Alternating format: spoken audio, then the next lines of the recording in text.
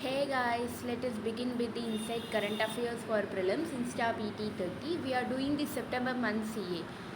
So the topic for today is about the disaster management. We have only two news related to that. The first news is about the NDMA. It recently celebrated its 80th formation day on September 28, 2022. What was the theme? Theme was volunteerism in disaster management. India's apex statutory body for disaster management is this NDMA, and who is the chairperson? It is the Prime Minister, and it has 9 members. And the next news is related to PM CARES Fund. So Ratan Tata, KT Thomas, this person is a former Supreme Court judge, and then Kariya Munda, this is the former deputy speaker. So these three person has been appointed as the trustees of the PM CARES Fund. It stands for Prime Minister Citizens Assistance and Relief in Emergency Fund Situation Fund, which was launched in 2020 during the COVID pandemic. So we have only two news in the disaster management part. So let us continue with the next topic, which is security. So in security, the first news is about the hotbed of left-wing extremism being cleared in Bihar, and it's been greatly reduced in Jharkhand using the Operation Octopus, Double Bull, Thunderstorm and Chakrabandha. Then what are these Naxalite? Naxalite is a group of far-left radical communists supportive of Maoist political sentiment and ideology. What is the origin? In 1967, after the split of CPI, Communist Party of India Marxist Party, into Communist Party of India Marxist Leninist, which became the Naxalites later. And as per these recent operations, the number of districts affected by violence, it got reduced from 60 to 39. In 2010, we had 16 incidents. Now it is reduced to 39 districts. A number of incidents of violence, it got reduced from 2258 in 2009 to 509 in 2021. So government adopted various steps like soft policing, etc. And the next news is related to Center signed a historic tripartite memorandum of settlement between the Government of India, Assam government, 8 armed Adivasi groups of Assam to resolve the inter-boundary dispute. So there is an inter-boundary dispute in Assam along with 8 armed Adivasi groups. So government has signed a negotiation settlement agreement. So and it even introduced some measures like Adivasi Welfare and Development Council was formed, then rehabilitation of cadre of armed groups. Special development package of rupees 1000 crore was allotted for infrastructure facilities. So the next news is about the Ministry of Home Affairs. It extended the AFSPA in parts of Arunachal Pradesh and Nagaland for 6 months.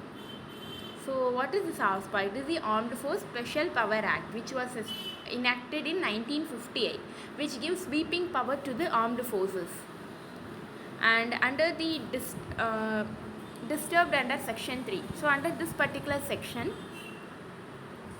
this AFSPA can be imposed by the center or even by the governor of the state.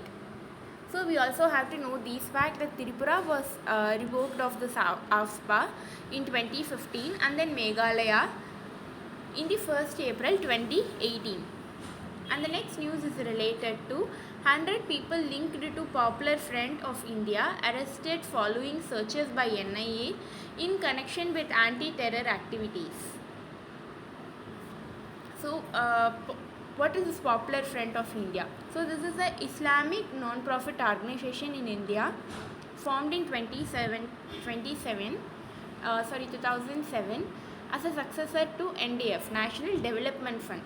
So after this, Popular Front of India was developed and 100 people have been arrested regarding anti-terror activity. So what is this PFI for? It is for the marginalized sections of India. And the last news in the security part is related to war crime. So a UN panel, it suggested that the stated that Russian soldiers, they committed human rights violation, that is war crime. What are the things they did? They raped and tortured women and children in Ukraine during the war, and execution of civilians in Bucha, and mass burial site found near the town of Izium after it was recaptured by the Ukrainian. So these are some of the atrocities committed by the Russian soldier on Ukraine during its war. So we also have to know the fact about the 1949 Geneva Convention. So this regulated the conduct of armed conflict and seeks to limit its effect. So that's all in the security part. Now let us begin with the next topic, which is defense. So the first news is about the government appointed former Eastern Army Commander Lieutenant General Anil Chauhan. So government appointed Anil Chauhan as the new CDS, that is the Chief Defence Staff. This person also acts as a secretary to the Government of India's Department of Military Affairs, right? And then he is also the permanent chairman of Chief of Staff Committee. So this committee has 3 service chiefs as members also.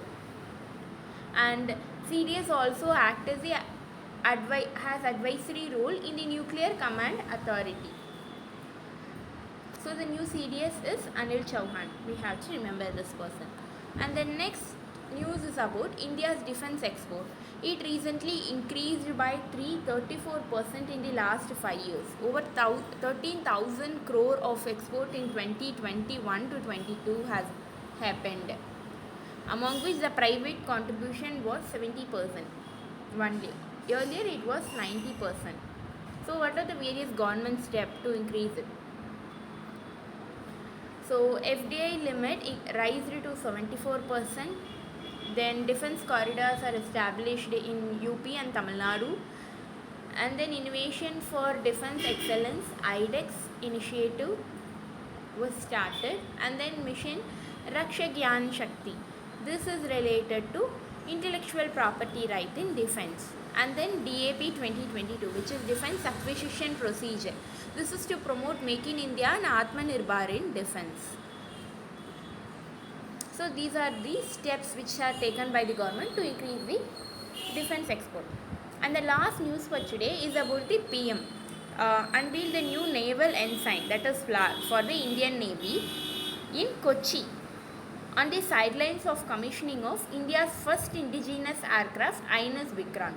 So while commissioning this INS Vikrant, India's first indigenous aircraft carrier at Cochin Shipyard Limited, PM also unveiled the new flag for Navy. So that's all for today. Thank you.